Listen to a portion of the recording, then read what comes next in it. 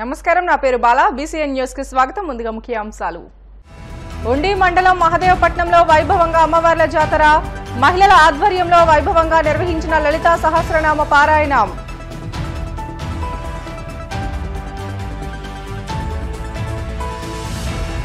సింహాచలం వరాహలక్ష్మి నరసింహస్వామి ఆలయంలో వైభవంగా స్వాతి హోమం. శాస్త్రోక్తంగా పూజా కార్యక్రమాలు నిర్వహించిన అర్చకులు.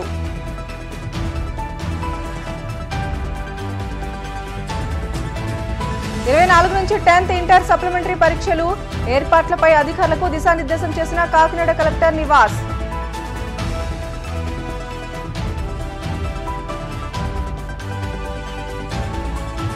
శ్రీకాళహస్తీశ్వర దేవస్థానంలో వైభవంగా చినకొట్టాయి ఉత్సవం.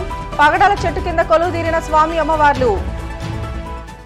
పశ్చిమ గోదావరి జిల్లా ఉండి మండలం మహదేవపట్నంలో ఉన్న శ్రీ గంగాదేవి, శ్రీ మహంకాళమ్మ, శ్రీ వెంకమ్మ అమ్మవార్ల తృతీయ వార్షికోత్సవం బుధవారం ఘనంగా ప్రారంభమైంది. ఈ సందర్భంగా అమ్మవారికి పంచామృతాలతో అభిషేకం నిర్వహించారు. అనంతరం మహిళలచే లలితా సహస్రనామ పారాయణం నిర్వహించారు. ఈ సందర్భంగా దేవస్థానం చైర్మన్ పెన్మెత్స రమేష్ రాజు మాట్లాడుతూ గ్రామాలు సుభిక్షంగా ఉండేందుకు అమ్మవార్ల జాతర మహోత్సవం నిర్వహిస్తున్నట్లు చెప్పారు. ఈ కార్యక్రమంలో దేవస్థానం వైస్ చైర్మన్ గొట్టుముక్కల శ్రీనివాసరాజుతో పాటు భక్తులు పెద్ద సంఖ్యలో పాల్గొన్నారు. మహాదేవపట్నం గ్రామంలో వేంచేసినటువంటి శ్రీ గంగాదేవి, వెంకమ్మ, మాంకాళమ్మ మా గ్రామ దేవత జాతర తృతీయ వార్షికోత్సవంలో సందర్భంగా 22/5/2024 నుండి 26/5/2024 వరకు రంగరంగ వైభవంగా జరుగుతుంది. ఈ రోజు జాతర మహోత్సవంలో మొదటి రోజు కార్యక్రమంలో భాగంగా అమ్మవారికి 18 కలశాలతో జలాభిషేకం మరియు పంచామృతం అభిషేకం చేయడం జరిగింది. అదేవిధంగా రేపు అమ్మవారికి లక్ష్మీ చండీ హోమం, గణపతి హోమం, ఎల్లుండి సాయంత్రం తెప్పోత్సవం, అదేవిధంగా శనివారం నాడు ఈ గ్రామస్తులు, ఆడబడుచులు, ముత్తైదువులు, సత్సంగ సభ్యులతో ఈ యొక్క 108 కలశాలతో అమ్మవారికి జలాభిషేకం చేయడం జరుగుతుంది. అదేవిధంగా ఆదివారం ఉదయం 8 గంటలకు అమ్మవారికి సారే సీరే గ్రామ ఆడపడుచులు వీళ్ళందరూ కూడా నైవేద్యం సమర్పించడం జరుగుతుంది. అదేవిధంగా ఇంచుమించు చుట్టుపక్కల గ్రామాలని 10 నుంచి 12,000 మందికి ఆదివారం సాయంత్రం అఖండ అన్న సమారాధన జరుగుతుంది. ఈ యొక్క కార్యక్రమానికి గ్రామస్తులు, భక్తులు అందరూ దేవాదాయ, ధర్మాదాయ శాఖ వాళ్ళందరితో యొక్క సహాయ సహకారాలతో ఈ తృతీయ వార్షికోత్సవంలో రంగరంగ వైభవంగా జరుపుకోవటం. ఉండి మండలం మహదేవపట్నం గ్రామంలో వేంచేసినటువంటి చల్లని తల్లి వరాల కల్పవల్లి శ్రీ శ్రీ మహంకాళమ్మవారి యొక్క 3వ వార్షిక జాతర మహోత్సవాలు భక్తులు, దాతల సహాయ సహకారాలతో అత్యంత వైభవపేతంగా నిర్వహించబడుతున్నవి. ఈ జాతర మహోత్సవంలో భాగంగా ఈరోజు పొట్ట నరసింహమూర్తి దంపతులు, వారి కుమారుడు పొట్ట సీతారాముడు దంపతులచే అమ్మవారికి 18 కలశాలతోటి జలాభిషేకం మరియు పంచామృతాభిషేకం అత్యంత వైభవపేతంగా నిర్వహించబడింది. మరి అదేవిధంగా అమ్మవారి యొక్క శక్తి, మా అమ్మవారిని వరాల కల్పవల్లిగా కొలుస్తాం అందరూ. ఎవరు ఏది అనుకుంటే అది తీర్చే చల్లని తల్లి మహదేవపట్నం మాంకాళమ్మ. ఈ పరిసర ప్రాంతాల్లో ఉన్నటువంటి భక్త మహాశయులు అందరూ ఇచ్చేసి ఈ కార్యక్రమాల్లో పాల్గొని అమ్మవారిని దర్శించి తరించవలసిందిగా కోరుచున్నాం. ఇట్లు దేవాదాయ, ధర్మాదాయ శాఖ మరియు ఆలయ కమిటీ, ఉత్సవ కమిటీ, గ్రామ ప్రజలు, భక్తులు. పశ్చిమ గోదావరి జిల్లా మహదేవపట్నం మాంకాళమ్మ తల్లి కోరుకున్న కోరికలు తీర్చే మా తల్లి. ఈ తల్లి ఏం కోరుకున్నా ప్రతిదీ నెరవేర్చే చుట్టుపక్కల గ్రామాలందరూ ఉత్సవమూర్తితో సహా ఊరేగింపు చేసి అమ్మవారికి ఈ రోజును 18 కలశాలతో పూజ చేసి అత్యంత వైభవపేతంగా 3వ వార్షికోత్సవం జరుపుతున్న సందర్భంగా మాంకాళమ్మ తల్లికి ఉత్తరాంధ్ర జిల్లాల ప్రజల ఆరాధ్య దైవం భక్తకోటి ఇలవేల్పు సింహాచలం శ్రీ వరాహలక్ష్మి నరసింహస్వామి ఆలయంలో స్వామివారి స్వాతి హోమం అంగరంగ వైభవంగా జరిగింది. ఈ మేరకు స్వామివారి స్వాతి హోమానికి అధిక సంఖ్యలో భక్తులు పాల్గొని స్వామిని దర్శించుకున్నారు. ఒకవైపు సర్వాభరణాలతో గోవిందరాజస్వామి, మరోవైపు శ్రీ సుదర్శన చక్ర పెరుమాళ్లు వేద మంత్రాలతో మృదుమధుర మంగళ వాయిద్యాల నడుమ శాస్త్రోక్తంగా పూజా కార్యక్రమాలు నిర్వహించారు. మహాయజ్ఞంలో పాల్గొన్న భక్తులకు ఎక్కడ ఏ విధమైన అసౌకర్యం కలగకుండా ఆలయ ఎస్ శ్రీనివాస్ మూర్తి ఎప్పటికప్పుడు పర్యవేక్షించారు. ఆలయ ఉద్యోగులు, అర్చక పరివారం, వేద పండితులు, అధ్యాపకులు ఆయా కార్యక్రమాల్లో పాల్గొని స్వామిని దర్శించుకున్నారు.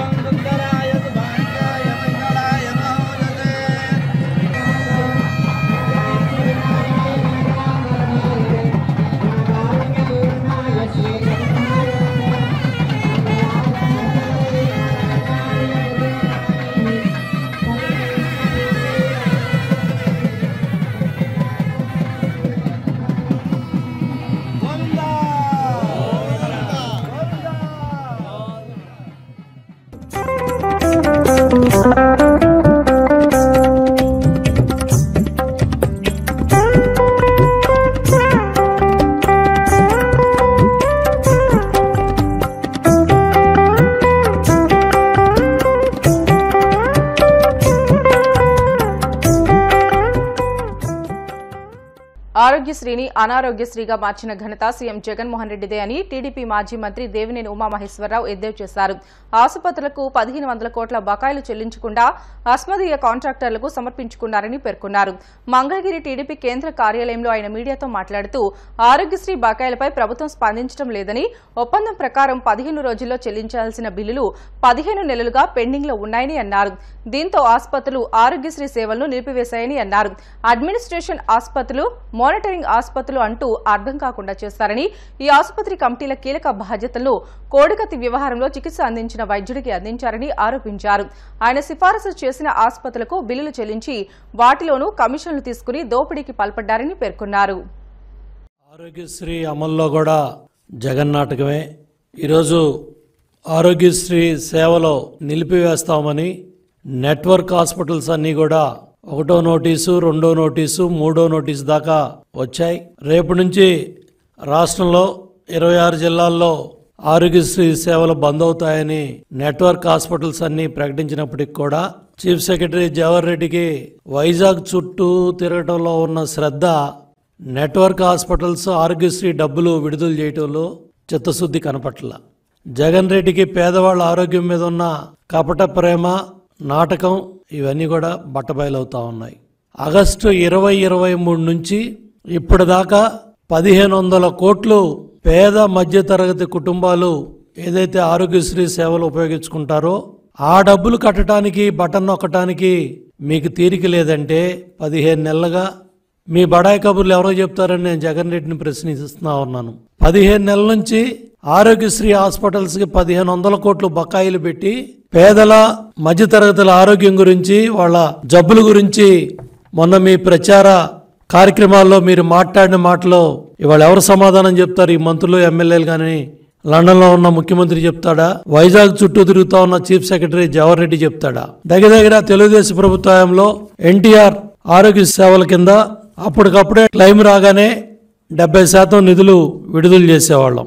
దగ్గర 5330 కోట్లు ఖర్చు పెట్టి తెలుగుదేశం ప్రభుత్వంలో అన్ని కష్టాల్లో సుమారు 12 లక్షల మందికి సేవలన్నీ కూడా, వైద్య సేవలు, పేదవాళ్ళ ఆరోగ్యం పట్ల కట్టాల్సిన డబ్బులన్నీ కూడా హాస్పిటల్స్కి ఆ రోజుల్లో కట్టి ఏ ఇబ్బంది లేకుండా పేదల ఆరోగ్యాన్ని కాపాడారు తెలుగుదేశం ప్రభుత్వంలో నారా చంద్రబాబు నాయుడు గారు. ఇవాళ జగన్మోహన్ రెడ్డి మార్చి నెలలో దగ్గర 13,000 కోట్ల కాంట్రాక్టులకు బటన్ నొక్కాడు.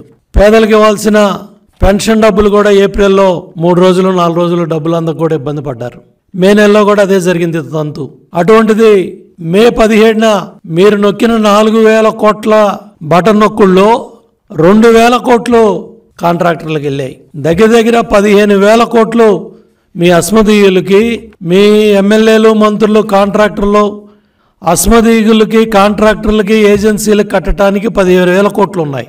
పేద మధ్యతరగతి ఆరోగ్యం హాస్పిటల్స్ కట్టాల్సిన డబ్బులు 1,500 కోట్లకి జగన్మోహన్ రెడ్డి చేతులు రాలా, చీఫ్ సెక్రటరీకి చేతులు రాలా, ప్రభుత్వ సంబంధిత అధికారులకు చేతులు రాలా. పేదల ఆరోగ్యం పట్ల మీకు ఏమాత్రం చిత్తశుద్ధి ఉందో అర్థమవుతా ఉంది. నాసిరకం మద్యం దాగిచ్చారు. దగ్గర 35 లక్షల మంది ఆరోగ్యం పాలయ్యారు. దాంట్లో దగ్గర 30,000 మంది చనిపోయినట్టు కూడా పత్రికల్లో రకరకాల కథనాలన్నీ కూడా మనం చదివాం.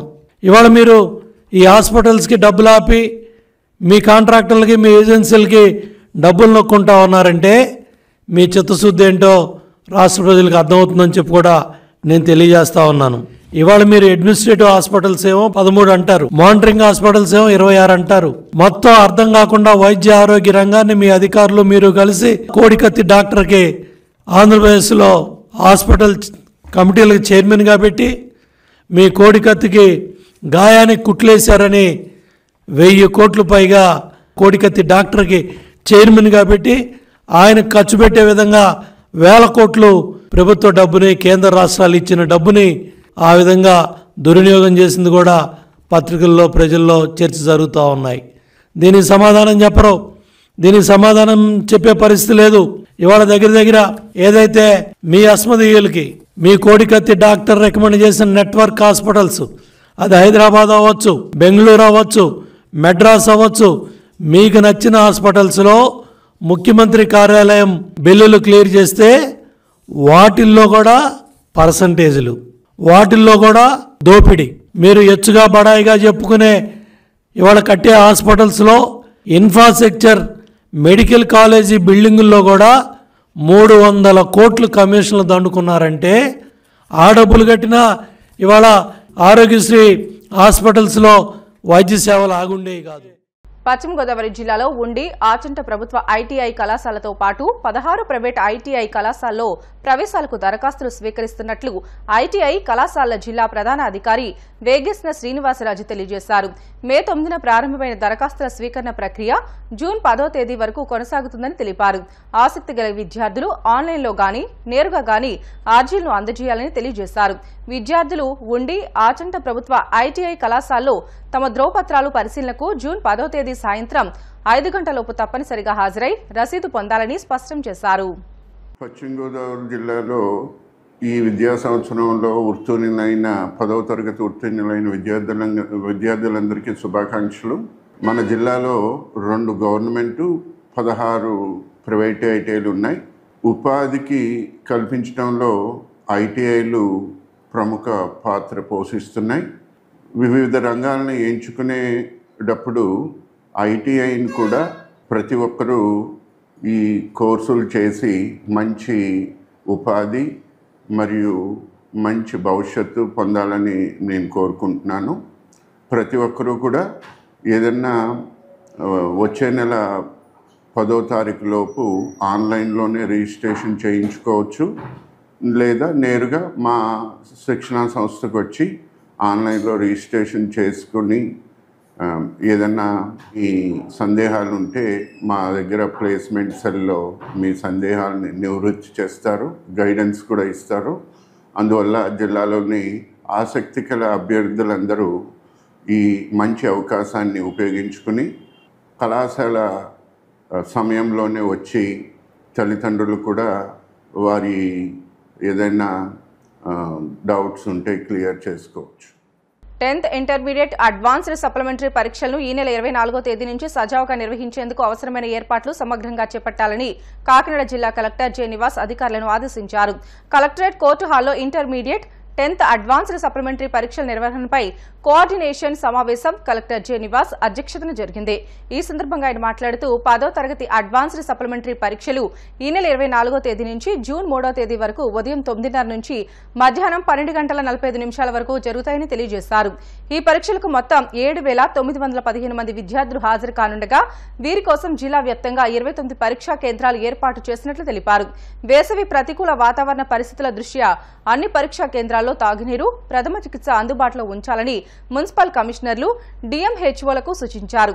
అలాగే ఈ నెల 24 నుంచి 31వ తేదీ వరకు ఇంటర్మీడియట్ అడ్వాన్స్డ్ సప్లిమెంటరీ పరీక్షలు జరుగుతాయని కలెక్టర్ తెలిపారు. మొత్తం 22,393 మంది విద్యార్థులు పరీక్షకు హాజరు కానున్నారని తెలియజేశారు. బ్రిటన్లో షార్ట్ బ్రేక్ తీసుకుందాం. Stay with us.